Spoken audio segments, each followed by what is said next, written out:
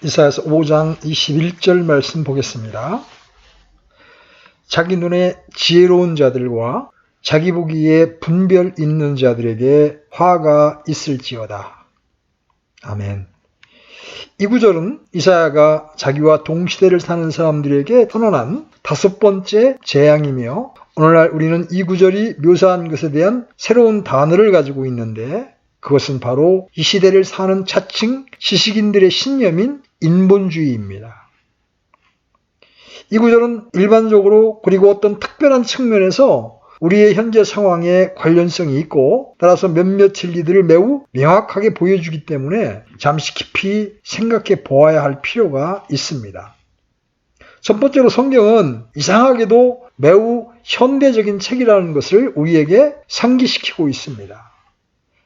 사람들은 성경이 구식이라고 생각하며 그래서 성경을 읽지 않는다고 말합니다.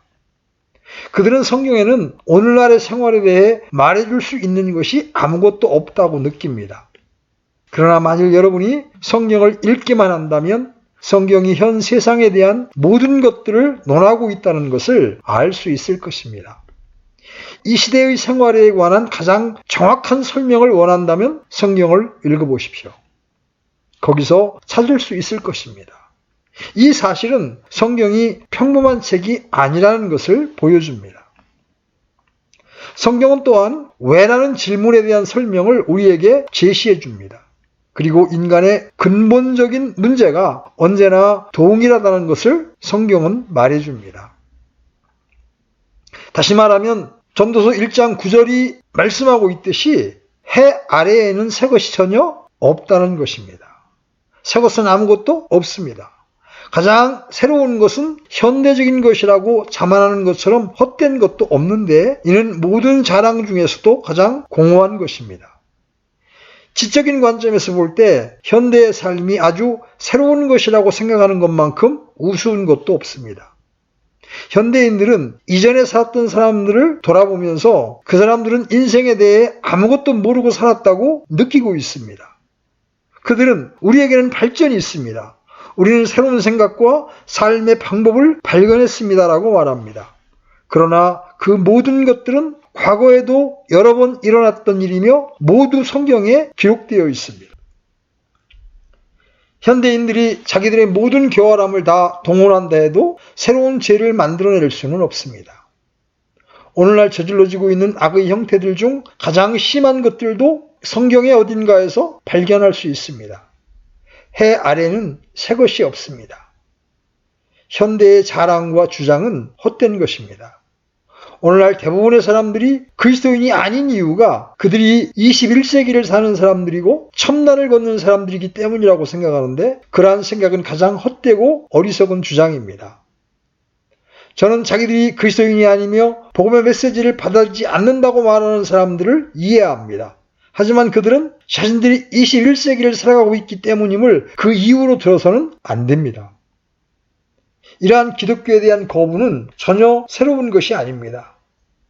우리가 이제부터 보여드리겠지만 사람들은 수세기에 걸쳐 이와 똑같은 이유로 기독교를 거부해왔습니다. 이사야의 놀라운 예언 중 2장은 해 아래는 새 것이 없다는 사실과 하나님의 말씀의 현대성 모두를 매우 명확히 보여주고 있습니다. 여러분이 공부해 본다면 역사는 어떤 주기를 따라 순환하고 있다는 것을 발견하게 될 것입니다. 우리는 우리가 전진하고 있다고 생각하지만 그것은 환상일 뿐이고 우리는 항상 순환하고 있습니다. 이러한 사실은 모두가 알고 있듯이 패션의 유행에서 분명해집니다. 얼마 전 신문에서 양복 한 벌을 수년간 가지고 있었던 어떤 남자에 대해 읽었습니다. 아주 오랫동안 그는 그 양복 입기를 꺼려했으나 지금은 그 옷이 다시 유행을 타는 옷이 되었다는 것입니다. 이러한 사실은 의복뿐 아니라 사상의 영역 및 다른 모든 영역에서도 마찬가지로 진리입니다. 인간들은 절대 독창적이지 못합니다. 그들은 단지 그들 자신을 반복해갈 뿐이고 성경은 그 사실을 가장 특별한 방법으로 보여줍니다. 인본주의란 무엇입니까? 저는 이 사회에 자기 눈에 지혜로운 자들과 자기가 보기에 분별 있는 자들에게 화가 있을지어다라는 말보다 더 나은 정의를 줄 수 있는 것은 없을 것이라고 생각합니다. 인본주의는 인류에 대한 믿음입니다. 인본주의는 하나님을 제외시키고 단지 사람들에게만 관심을 갖습니다. 인본주의는 인간들이 자기들만으로 충분하다고 믿게 하기 때문에 하나님을 추방시킵니다. 이것이 인본주의의 핵심입니다. 인간이 우주의 중심이며 인간보다 더 크고 위대한 것은 없다는 것입니다. 인본주의에는 두 가지 종류가 있습니다. 고전적 인본주의라고 불리는 인본주의의 의미는 인생의 의미를 이해하기 위해 성경이 아닌 고대 헬라의 문학과 철학, 연극과 시로 가야 한다는 것입니다. 고전적 인본주의자들은 이러한 위대한 고대 헬라의 저자들에 대해 연구하고 그들의 가르침에 따라 행합니다. 기독교의 가르침이 그들 헬라인들을 비난해서는 안 됩니다. 그들은 실로 위대한 사람들이었습니다. 그러나 이러한 고전적 인본주의는 그들 헬라인들의 문학과 철학 이상의 것이 없으며 사람이 지혜를 원한다면 과거의 이러한 지식의 거인들의 명상과 사상으로 돌아가야만 한다고 가르치고 있습니다. 우리는 그들에 대해 공부하고 씨름하면서 그들이 생각한 것들을 이해하려고 노력합니다. 그리고 나서 우리가 이해한 것을 실제로 적용해보며 바로 그렇게 하는 것이 현세에서 선하고 조화로운 삶을 살 수 있는 길이라는 것입니다. 또 다른 형태의 인본주의는 과학적 인본주의라는 명칭을 취합니다. 이 형태의 인본주의가 좀 더 보편적입니다. 고전적 인본주의가 시적이고 철학적인 것을 대표한다면 또 한편에는 과학적인 견해, 즉 이 세상의 문제들에 대한 해답을 헬라의 철학이나 시로부터 얻기보다 인간을 포함시킨 우주 전체에 대한 과학적인 이해로부터 찾아야 한다는 접근이 있습니다. 이 관점은 두 가지 인본주의의 형태들 중 더 현대적인 것입니다. 과학적 인본주의는 그 자체가 새로운 것이라고 주장하는데 이는 과학적인 발견들이 비교적 최근의 것, 약 500년 이내의 것들이기 때문입니다.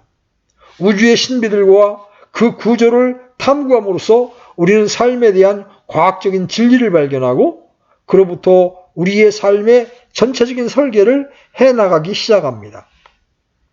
우리는 인본주의를 살펴보아야 합니다. 왜냐하면 이사야서에서 인간적인 지혜에 대한 신뢰는 우리를 재앙으로 이끈다고 말씀하고 있기 때문입니다. 그렇지만 이 한 가지는 확실히 해야겠습니다. 기독교의 복음이 지성의 가치를 손상시키고 있는 것은 아니라는 사실입니다. 실제로 그렇게 하는 것은 복음의 가르침에 반대되는 것입니다. 복음은 지성에 높은 가치를 두고 있습니다. 여기에서 이사야 대언자가 의미하는 바가 두뇌를 가지고 있는 것이나 두뇌를 사용할 수 있는 능력 또는 이해력이나 논리적으로 사고하는 능력 등이 무가치한 것이라고 아무도 생각하지 않기를 바랍니다. 지성이나 지혜 그 자체에는 아무것도 잘못된 것이 없습니다. 실제로 성경은 하나님이 사람들에게 주신 최고의 선물은 정신과 논리와 이해력이라고 우리에게 말씀하고 있습니다. 인간에 대한 놀라운 사실은 자기 자신에 대해 스스로 깊이 생각할 수 있다는 것입니다. 인간은 자신을 분석하고 평가하며 비판할 수도 있습니다. 성경에 따르면 이는 하나님으로부터 부여받은 굉장한 선물인 것입니다. 그러므로 우리는 지성이나 논리 또는 정신을 경멸하는 말을 해서는 안 됩니다. 기독교 설교자는 감상주의자나 반계몽주의자가 아닙니다. 설교자는 단지 사람들에게 이야기를 들려주고 그들을 즐겁게 해주는 사람이 아닙니다. 설교자는 사람들과 함께 논하며 그들을 설득하기 위해 있는 것입니다. 왜냐하면 하나님께서 그에게 사용하라고 부여하신 지성을 소유하고 있기 때문입니다. 그러나 제가 이제부터 보여주고자 하는 것은 이것입니다. 이 세상의 문제에 대한 진정한 이유는 사람들의 지성이 잘못되었고 그들이 지성을 올바로 사용하는 법을 모르기 때문입니다. 그러면 인본주의에 대한 성경의 관점은 어떻습니까? 그것은 지성과 논리와 이해력 자체에는 잘못된 것이 없지만 잘못된 것은 바로 사람들이 그 지성을 최종적으로 신뢰한다는 사실입니다. 사람들은 그들의 지성을 자랑스럽게 여긴 나머지 그것을 숭배하고 지성 그 자체만으로 충분하며 그 이상의 어떤 것도 필요치 않다고 생각합니다. 그들이 논리를 자랑하고 그들의 지성으로 우주 전체를 품고 있다고 주장하기 시작할 때 문제가 발생하기 시작합니다. 이사야의 말은 이 사실을 너무나 분명하게 표현하고 있습니다. 자기 눈에 지혜로운 자들과 자기가 보기에 분별 있는 자들에게 화가 있을지어다. 사람들은 자기 자신을 받들어 모시기 시작했습니다.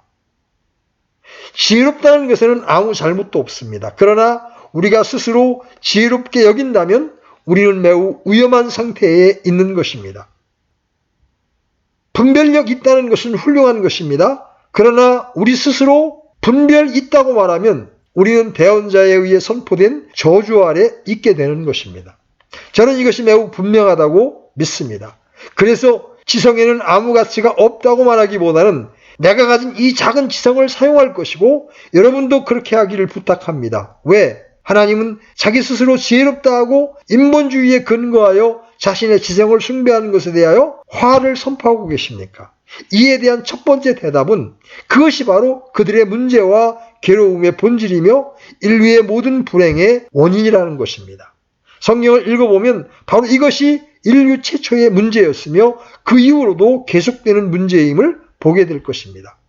우리가 보아왔듯이 남자와 여자에게 처음으로 찾아온 유혹은 참으로 하나님께서 말씀하시기를 먹지 말라 하시더냐, 이것이었습니다. 다른 말로 하면 하나님이 너희를 억누르려 하시는 것이 아니냐, 하나님이 선악을 아는 지식과 너희 사이를 가로막고 있는 것 아니냐, 하나님이 너희로부터 무언가를 숨기고 있는 것 아니냐, 하나님은 그렇게 하고 있다, 이렇게 마귀는 말한 것입니다. 왜냐하면 그분은 너희가 저 열매를 먹기만 하면 신들이 되어 명체를 갖게 되고 모든 것을 알게 되며 하나님과 동등하게 될 것을 알기 때문이지. 이것이 인간의 첫 번째 죄였고 이는 이후에 이어지는 모든 문제들의 근원이 되어 왔습니다.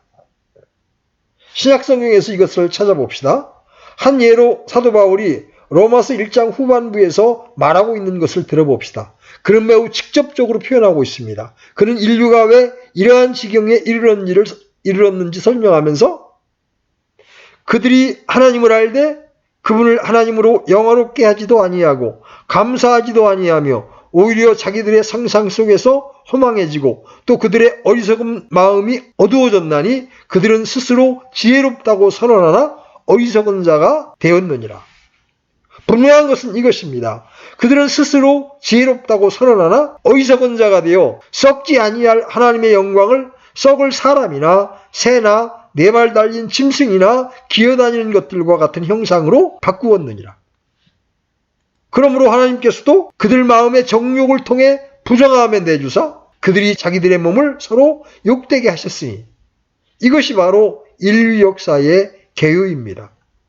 로마서 12장에서 바울은 이 문제를 조언의 형태로 기록하고 있습니다. 우리 모두는 아마 이 조언을 필요로 할 것입니다. 서로를 향해 같은 생각을 가지며 높은 것들의 생각을 두지 말고 도리어 낮은 처지의 사람들에게 겸손히 행하며 스스로 지혜 있는 것으로 여기지 말라. 동일한 문제입니다. 우리 자신의 지혜와 자신의 지성을 믿는 것과 우리 스스로가 훌륭하여 아무 도움도 필요하지 않다는 느낌의 위험성을 말하는 것입니다. 이 사실은 고린도전서 1장 17절부터 3장까지의 부분에서 다시 한번 명확하게 발견됩니다. 여기에서 바울은 복음과 지혜자들이 가진 지혜의 차이를 이끌어내고 있습니다. 헬라 철학자들은 자기 자신들의 지식과 이해력을 신뢰하였기 때문에 복음을 어리석은 것으로 여기고 받아들이지 않았습니다. 이것은 언제나 대단한 불행이 되어 왔던 것입니다. 성경은 이러한 가르침으로 가득 차 있습니다. 바리새인보다 우리 주님에 의해 더 많은 저주를 받은 불의의 사람은 없을 것입니다. 바리새인의 문제는 자만이었습니다. 그는 자기 자신이 아무 문제가 없다고 생각했고 자신이 매우 지혜로우며 모든 것을 완벽하게 행하고 있다고 믿었습니다. 바리새인들은 자기를 의롭다고 믿는 사람들이었습니다. 이것은 지금 인본주의자들의 상황과 동일한 것입니다. 그들은 어떤 도움도 필요하지 않았고 자기들을 건방진 존재라고 여겼던 우리 주님의 가르침에 분노했습니다. 이 사람이 도대체 누구길래 우리를 가르치려 하는가? 지성에 대한 자만, 이는 바리새인들의 주된 문제였으며 일종의 인본주의의 표출이었습니다. 그리스도께서도 누가복음 12장에 나타난 어리석은 부자에 대한 비유에서 이와 동일한 요점을 가르치셨습니다. 성경이 주장하고 있는 사실은 지성에 대한 교만이 어떤 의미에서 궁극적인 죄라는 것입니다. 이것은 1차적인 문제로서 사람들이 자기 자신을 자랑으로 여기며 특히 자신들의 지성과 정신을 영화롭게 하는 것과 같은 다른 모든 문제들을 야기시킨다는 것입니다. 고린도전서에서 사도 바울은 어떻게 이것이 궁극적인 죄가 되었는지를 설명합니다. 이는 사람들이 하나님의 가장 위대한 선물을 남용했기 때문입니다. 하나님은 인간들을 자신의 형상대로 지으셨고 가장 놀라운 선물을 그들에게 주셨습니다. 그러나 바로 이것을 사람들은 자기 자신들만을 위해 그리고 하나님께 대적하여 사용하였고 그렇게 함으로써 그들 자신들을 멸망시킨 것입니다. 왜 재앙이 이런 사람들에게 선포되었는지에 대한 두 번째 답은 사람들이 거짓을 믿는다는 것입니다. 그들은 스스로 지혜롭고 명철하다고 믿고 있습니다. 그러나 사실은 그렇지 않습니다. 이것이야말로 분명히 가장 놀라운 사실입니다. 현대의 남자들과 여자들은 그들 자신에 대해 또 자신의 지성과 지혜에 대해 자부심을 가지고 있습니다. 즉 그들은 자기들 이전에 살았던 모든 사람들보다 자신들이 훨씬 우월하다고 느끼고 있는 것입니다. 그러나 철저한 혼란과 증가하는 범죄 그리고 끔찍한 전쟁들이 난무하는 이 시대에 살면서 어떻게 자신들에 대해 그렇게 느낄 수 있습니까? 성경은 이를 다음과 같이 설명하고 있습니다. 사람들은 그들이 어리석기 때문에 자신들의 지혜와 명철을 자랑하고 있다는 것입니다. 사람이 더욱 현명해질수록 그는 더욱 겸손하게 됩니다. 항상 어설픈 지식인들이 완고한 법입니다. 진정 수많은 지식을 가진 사람은 자기가 모르는 것이 있다는 사실을 충분히 알고 있습니다. 적게 아는 것이 위험한 것이다. 그러므로 성경은 하나님을 믿지 않고 그리스도인이 아닌 자들에 대한 궁극적인 진리는 그들이 미련한 자들이라는 사실을 말하고 있습니다. 성경은 죄인을 묘사하는데 여러 가지 용어들을 사용하지만 어리석은 자라는 단어를 가장 자주 사용하고 있습니다. 우리 주님은 이 용어를 어리석은 부자에 비유해서 사용하십니다. 여기에 자만하고 있는 한 사람이 있습니다. 누가복음 12장 19절로 20절 말씀입니다. 또 내 혼에게 말하기를 혼아 내가 여러 해 동안 쓸 많은 물건을 쌓아두었으니 편안히 쉬고 먹고 마시고 즐거워하라 하리라 하였느니라. 그러나 하나님께서 그에게 이르시되 너 어리석은 자여 이 밤에 내게서 내 혼을 요구하리니 그러면 내가 예비한 그것들이 누구의 것이 되겠느냐 하셨으니. 자신이 아주 머리가 좋고 현명하다고 생각했던 이 사람은 어리석은 자에 불과했습니다. 이 시대야말로 표현하자면 이와 같습니다. 나는 괜찮은 사람이야. 미래를 위해 돈도 모아두었어. 난 내 머리를 사용했지. 나는 얼마나 똑똑한 자인가. 어리석은 자여. 하나님은 말씀하십니다. 오늘 밤에 내 혼을 도로 찾으리니 그러면 내 예비한 것이 누구의 것이 되겠느냐. 성경은 그러한 생각이 거짓이기 때문에 이에 대하여 재앙을 선포하십니다. 그렇지만 이것이 거짓인지 어떻게 증명할 수 있습니까? 어떤 사람은 이렇게 질문합니다. 불행하게도 저는 너무도 쉽게 증명할 수 있습니다. 스스로 지혜롭고 명철하다고 여기는 자들은 자기 자신들의 모순 속에 있기 때문에 책망을 받게 됩니다. 그들은 스스로 지혜롭다고 주장하지만 그들이 어떻게 살고 있습니까? 사람들을 시험할 수 있는 길은 그들이 얼마나 알고 있는가를 보는 것이 아니라 그들이 알고 있는 것을 적용할 수 있는 능력을 가지고 있느냐에 있습니다. 그들이 실천할 수 있을 정도로 충분히 그것을 이해하고 있는가 하는 것입니다. 의대생으로서 시험들을 잘 치르고 사실들을 암기하며 교과서를 앵무새처럼 외울 수 있지만 임상치료에 있어서는 즉 환자의 얼굴과 얼굴을 맞대고 만났을 때에는 아무 쓸모가 없는 사람도 있습니다. 그들은 지식을 적용하는데 매우 무능한 사람들이죠. 현명한 사람은 단순히 지식을 가지고 있지 않습니다.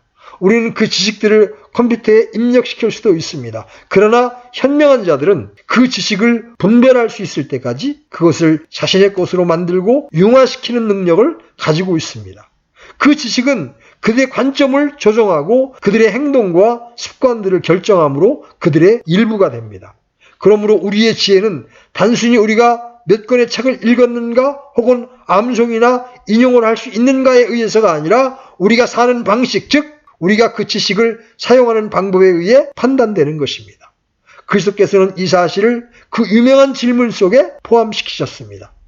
사람이 만일 온 세상을 얻고도 이 세상 안에는 모든 지식과 부도 포함될 수 있죠?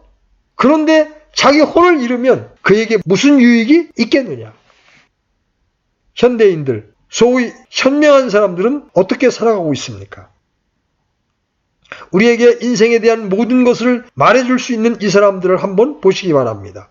그들 중 어떤 사람들은 몇 번이나 이혼을 했습니다.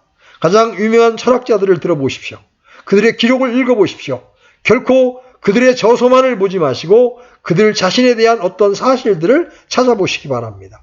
책을 쓰는 것은 매우 쉬운 일입니다. 실제로 삶을 사는 것보다 훨씬 쉬운 것입니다. 그렇습니다. 실천하는 것보다 설교하는 것이 더 쉬운 것입니다. 그러나 실천이야말로 지혜를 시험할 수 있는 방법입니다. 저는 사람들이 그들의 위대한 지식이나 명확함을 주장하는 데에 별 관심을 갖지 않습니다. 만일 그들의 삶이 실패했다면, 그들이 술주정뱅이거나 간음하는 사람들이라면, 혹은 그들이 믿을 만한 사람이 아니라면 말입니다. 그들은 자신들이 현명하다고 말하지만 그렇지 않습니다. 그들은 자기 자신을 기만하고 현혹시키는 미련한 자들입니다. 일반적으로 인간들은 어떠합니까? 이 세상은 그 지식에 대해 얼마나 자만하고 있습니까? 여러분 한번 세상을 보십시오. 그들이 스스로를 자랑스럽게 생각하며 또 자기들의 지성에 대해 자만하고 있는 동안 그들은 이 사실을 상기해야만 합니다. 그들의 모든 지혜와 지식에도 불구하고 그들은 벌써 2차례의 세계대전을 겪었고 한 세기에 전례 없이 많은 사람들을 멸망으로 몰고 갔습니다. 이것이 바로 현대의 남자와 여자들이 스스로의 지혜와 명철로 행하는 일인 것입니다. 그리고 아직도 그들은 미사일과 다른 파괴 도구들에 대해 논쟁하고 있으며 긴장과 불안정과 불화와 도덕적인 혼란 때문에 근심합니다. 그러면서 사람들은 계속해서 자신들의 지혜에 대해 자랑합니다. 그들은 스스로 지혜롭고 스스로 명철하게 여깁니다. 엉망진창인 그들의 세상과 바로 자기들 눈앞에서 일어나고 있는 일종의 대학살을 봄에도 불구하고 말입니다. 이것이 바로 성경에서 인본주의를 비난하는 이유인 것입니다. 이것은 단지 자랑일 뿐이고 말에 불과합니다. 인본주의의 자랑은 마치 부풀려진 풍선과 같습니다. 인본주의의 선언은 요란하지만 실천은 없습니다. 저는 이 사실을 또 다른 방법으로 증명할 수 있습니다. 그것은 사람들이 이해하는 것에조차 실패하고 있다는 사실입니다. 그들이 흔히 말하는 것처럼 그들은 자신들이 완벽한 성자는 아닐지라도 훌륭한 이해력은 소유하고 있다고 생각하기를 좋아합니다. 그러나 과연 그렇습니까? 성경은 스스로 지혜롭게 여긴다고 했습니다. 그러므로 스스로에 대해 어떻게 생각합니까? 인간은 무엇입니까? 여러분은 인간을 이해합니까? 여러분은 여러분 자신을 이해하고 있습니까? 현대인들은 진정 그들 자신을 이해합니까? 그들은 삶의 의미를 이해합니까? 그들은 자신들의 지혜와 지식을 매우 자랑스럽게 여깁니다. 그러나 그들이 인생에 대해 진정 우리에게 말해줄 수 있는 것은 무엇입니까? 인생은 큰 것입니까? 아니면 아주 작은 것입니까? 호화로운 것입니까? 아니면 천한 것입니까? 그러면 그들의 이해력은 어디에 있습니까? 그들의 지혜와 분별은 어디에서 나타납니까?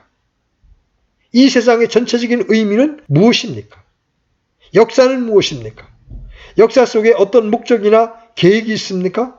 아니면 역사는 말도 안 되고 요점도 없고 목적도 없이 그저 아무데로나 흘러가는 것에 불과한 겁니까? 이 모든 것의 지혜는 어디에 있습니까? 가장 중요한 것에 대해 사람들은 무언가를 알고 있습니까? 그들은 전기와 원자와 힘 그리고 이 모든 난해한 과학적 사실들에 대해서는 대단히 많은 것을 알고 있습니다. 저는 그것을 비판하는 것이 아닙니다. 그러나 여러분이 지혜에 대해 이야기한다면 제가 알고 싶은 것이 이것입니다. 나는 어떻게 사는가? 산다는 것은 어떤 것인가? 어떻게 하면 행복과 평안을 발견할 수 있는가?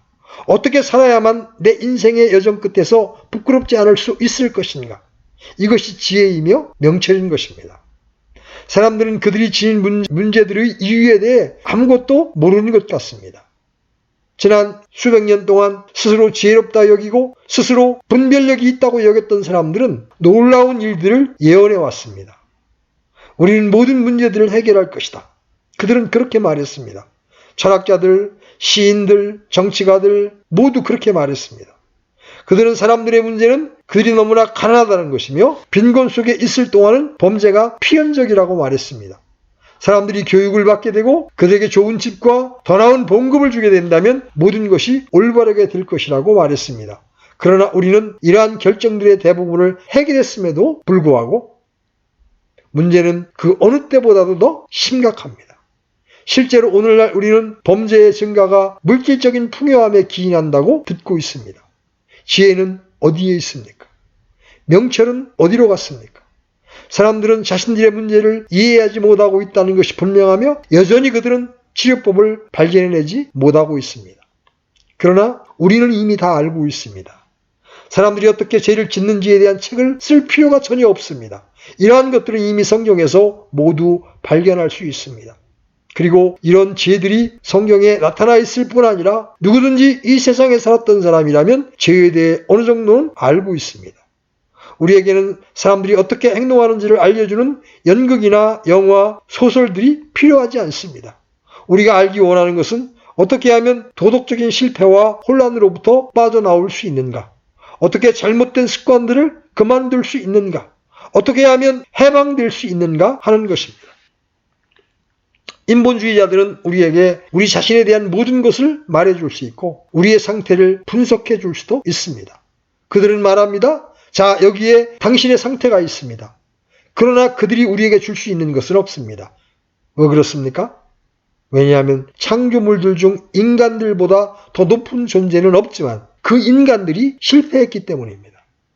성경이 인본주의자들에게 재앙을 선포하는 또 다른 이유를 들어보겠습니다. 이것은 더욱 심각합니다. 왜냐하면 인본주의 자체가 거짓일 뿐 아니라 인본주의가 생산해내고 이끌어내는 것들의 심각성 때문입니다.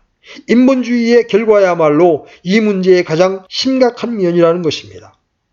그럼 인본주의의 결과들은 어떤 것들입니까? 첫째로, 그리고 무엇보다도 중요하게 그 결과는 교만 그 자체입니다.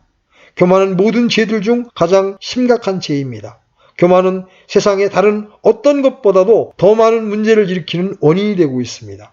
또한 이것은 죄 중에서도 가장 추악한 죄이며 인류의 역사 속에서 참혹한 피해를 일으켰습니다. 지금 우리가 살펴보고 있는 것은 지성에 대한 교만과 별 차이가 없습니다. 이러한 교만은 앞서간 모든 사람들을 경멸하는 데에서 나타나며 현대의 과학적 인본주의자들은 이렇게 하는 것을 즐기고 있습니다. 그들이 등장하기 전까지는 그 누구도 그 무엇도 알지 못했다는 것입니다. 그들은 조상들을 경멸합니다. 이는 모든 영역에서 나타납니다. 그들은 이전의 책들과 지식들을 모두 무시합니다. 모든 것이 구식이고 가치 있는 것은 없습니다. 실제로 기독교 강단을 점령한 어떤 어리석은 사람들이 있습니다. 그들은 자신들이 현 세대의 지식으로 성경을 이해하기 전까지는 그 누구도 진정으로 성경을 이해하지 못했다고 말합니다. 그들은 19세기 동안의 기독교 강해와 기독교의 학문들을 잊어버렸습니다. 그들의 거대한 교만과 자만심, 그 자체만으로도 인본주의자들을 심판할 수 있는 이유가 됩니다. 교만은 추악한 것입니다. 그리고 하나님은 교만을 미워하십니다. 그분께서는 스스로 일어나서 우쭐해진 인간을 보시고 그에 대하여 재앙을 선포하십니다. 다음으로 교만은 자기 신뢰와 자기 만족으로 이어집니다. 우리 주님은 성전에서 기도하러 갔던 바리새인과 세리에 대한 비유에서 이 사실을 잘 보여주십니다. 성전의 맨 앞으로 걸어 들어가는 이 바리새인을 보십시오. 여기에 자기 자신에 대해 흐뭇해하는 한 사람이 있습니다. 그는 지성과 두뇌를 소유했고 하나님께 자신이 이러한 사람이라는 사실을 감사했습니다. 그는 아무런 도움도 필요치 않았고 아무것도 구하지 않았습니다. 그는 모든 것을 소유했고 모든 것을 스스로 할 수 있습니다. 이런 사람이야말로 그리스도께서 가장 신랄하게 변하는 사람입니다. 서기관들과 바리새인들, 위선자들아, 너희에게 화가 있을지어다. 하나님이 보실 때 인간이 자기 자신을 믿는 것보다 더 심각한 죄는 없습니다. 자기 신뢰를 이처럼 끔찍한 것으로 만드는 것은 그것이 언제나 하나님에 대한 반역으로 이어지기 때문입니다. 저는 이미 인류 최초의 죄의 원인이 여기에 있다고 상기시켜 드리겠습니다. 마귀가 와서 이렇게 말했습니다.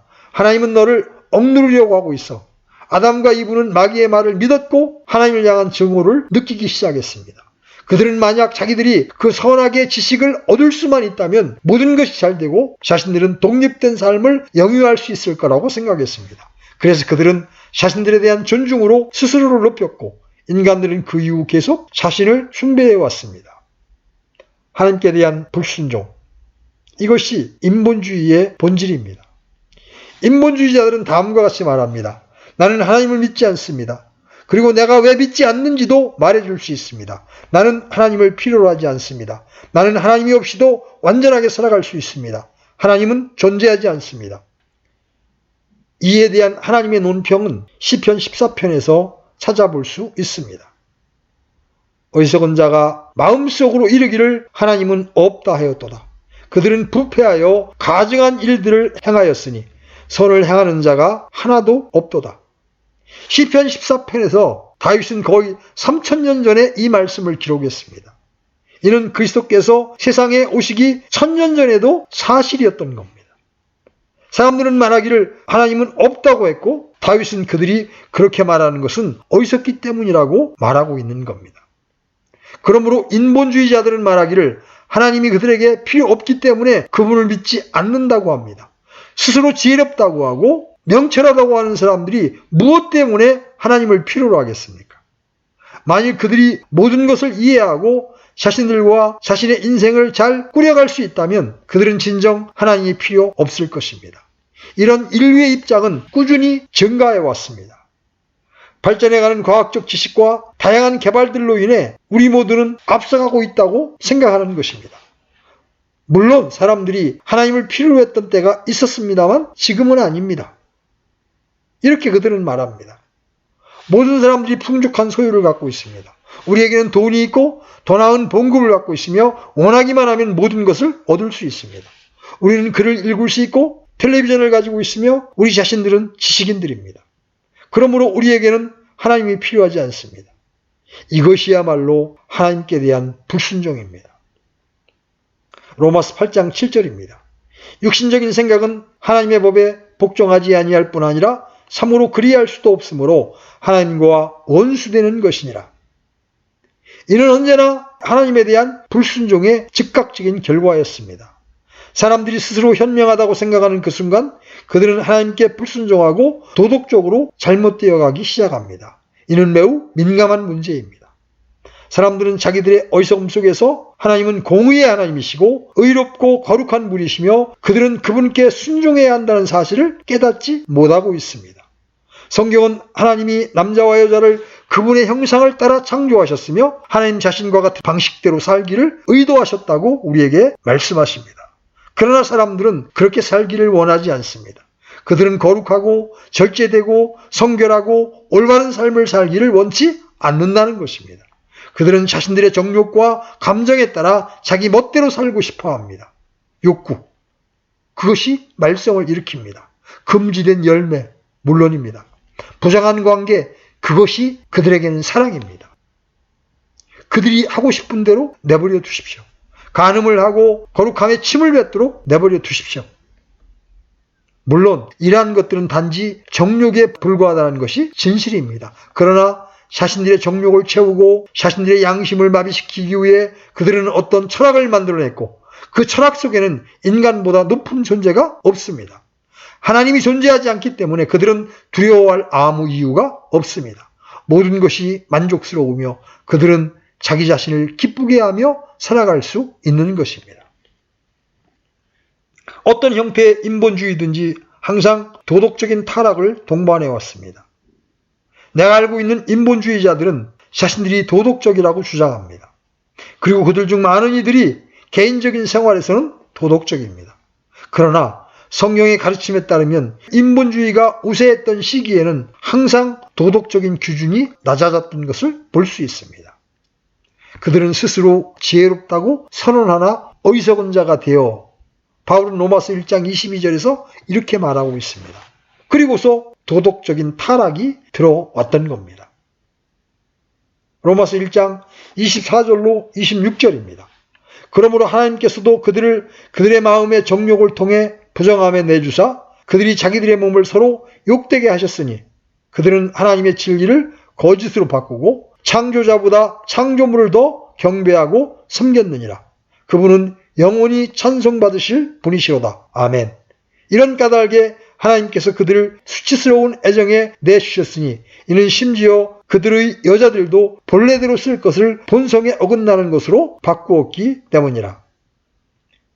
위대한 철학자들 중 몇몇 사람들이 도덕적으로 타락한 사람들이었다는 것은 역사적으로 인정되고 있는 사실입니다. 숭고한 이상주의자들은 그들이 꿈꾸는 유토피아의 청사진들에 대해 저술을 하면서도 동시에 가장 부정한 악을 행하고 있었습니다. 항상 이런 일이 발생하는 것입니다. 도덕적인 결과들이 항상 수반되고 그렇기 때문에 하나님은 인본주의에 대해 화를 선언하셨습니다. 사람들이 그들 자신을 최종적인 권위로 여길 때 그들은 언제나 나락 속으로 빠져들게 됩니다. 왜 그렇습니까? 왜냐하면 인간은 스스로를 구원할 수 없고 그렇게 할 능력을 가지고 있지 않기 때문입니다. 이것은 우리를 마지막 요점으로 이끌어줍니다. 하나님이 이러한 인간의 명철에 대한 확신, 즉 지성에 대한 교만에 대해 재앙을 선언하신 이유는 인본주의가 다른 어떤 것보다 인간들로 하여금 하나님의 구원의 길을 거부하게 만들기 때문입니다. 이는 가장 비참한 것입니다. 지독한 곤경에 빠져 있는 이들은 스스로를 구원하려고 애쓰고 있습니다. 그들은 자신들의 교육 체계들을 완성하고 그들의 문화 매체들을 증가시킵니다. 그들은 생각해낼 수 있는 모든 접근 방식들을 동원하였고 가능한 모든 방법을 시도했습니다. 그럼에도 불구하고 우리가 볼 수 있는 것은 현재의 상태인 것입니다. 이러한 상황 속에서도 사람들에게 예수님의 복음이 제시될 때 그들은 그 복음을 거절합니다. 이 복음이야말로 그들을 자유케 하고 구원할 수 있는 유일한 길임에도 불구하고 그렇게 하는 것입니다. 왜 그렇습니까? 이는 그들이 스스로 충분하게 여기고 있기 때문이며 그들 스스로가 지혜롭고 명철하다고 생각하기 때문에 아직도 스스로를 구원할 수 있다고 생각하기 때문입니다. 사람들은 왜 역사를 읽어보지 않는 것일까요? 인간들이 자신들의 모든 힘과 노력을 다해도 스스로를 구원할 수 없다는 것을 역사는 증명하고 있습니다. 위대한 문명들은 모두 사라졌고 현재의 문명 또한 내리막길을 걷고 있습니다. 그러나 사람들은 여전히 복음을 거부하고 있습니다. 그들은 여전히 그리스도를 비웃고 십자가를 조롱합니다. 그들은 하나님의 얼굴에 침을 뱉으며 그들에겐 하나님이 필요 없다고 말합니다. 이러한 지성의 교만, 이것이 바로 저주이며 인류의 진정한 문제인 것입니다. 그들은 내가 이해할 수 없는 한 믿지 않겠다고 말합니다. 그들은 하나님을 이해하기를 원합니다. 그들은 스스로를 위대하게 여기며 자신들이 하나님을 무한하신 그분을 측량할 수 있다고 생각하는 것입니다. 그러므로 결국 사람들이 하나님의 진노와 재앙 아래 있게 되는 것은 하나님께서 제공하시는 선물을 거절하기 때문입니다. 요한복음 3장 16절로 19절 말씀입니다. 하나님께서 세상을 이처럼 사랑하사 자신의 독생자를 주셨으니 이것은 누구든지 그를 믿는 자는 멸망하지 않고 영존하는 생명을 얻게 하려 하심이라. 하나님께서 자신의 아들을 세상에 보내신 것은 세상을 정죄하려 하심이 아니요 그를 통해 세상을 구원하려 하심이라. 그를 믿는 자는 정죄를 받지 아니하거니와 믿지 않는 자는 하나님의 독생자의 이름을 믿지 아니하였으므로 이미 정죄를 받았느니라. 정죄는 이것이니 곧 빛이 세상에 왔으되 사람들이 자기 행위가 악함으로 빛보다 어둠을 더 사랑한 것이니라. 하나님께서 이 모든 것 위에 재앙을 선포하셨습니다. 이전 그 어느 때보다 사람들은 자기의 교만 위에 서 있습니다. 자신들의 지혜를 자랑하며 스스로 지혜롭게 여기며 스스로를 분별력이 있다고 생각하고 있습니다. 그러면서 자기들의 일들을 모두 스스로 해결할 수 있고, 그렇기 때문에 하나님이 필요 없다고 말하고 있는 것입니다. 그들은 자신들이 세상을 완전하게 만들 수 있다는 주장을 고수하면서 계속해서 복음을 거부하고 복음을 조롱하며 모독하고 있습니다. 그들은 마치 자기 자신을 보며 스스로를 칭찬했던 어리석은 부자와도 같이 말합니다. 또 네온에게 말하기를, 호나 내가 여러 해 동안 쓸 많은 물건을 쌓아두었으니 편안히 쉬고 먹고 마시고 즐거워하리라 하였느니라. 세상은 좋은 것입니다라고 그들은 스스로 축하하며 말합니다. 우리는 아주 멋진 시간을 보내고 있습니다. 이렇게 좋았던 적은 없습니다. 그러나 하나님은 이르시되 너 어리석은 자여 이 밤에 내게서 내 혼을 요구하리니 이렇게 말씀하십니다. 만약 어떤 과학자들의 말이 옳아서 이 우주가 몇 년밖에 남지 않았다면 어떻게 되겠습니까? 여러분의 지혜와 지식은 모두 어디에 있습니까?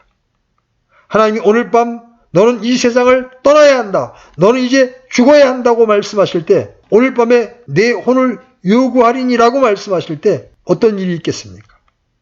여러분은 죽은 후에 어떤 일이 일어날지를 알고 있습니까? 여러분은 저 거대한 미지의 세계 너머에서 무슨 일이 일어나고 있는지 저에게 말해줄 수 있습니까? 여기에 지혜가 있습니다. 나는 누구인가? 나는 어떻게 살아야 하는가? 나는 어떻게 죽을 것인가? 그 이후에는 내게 어떤 일이 일어날 것인가? 여러분의 지식은 어디에 있습니까? 여러분이 그토록 자랑하고 있는 것은 무엇입니까?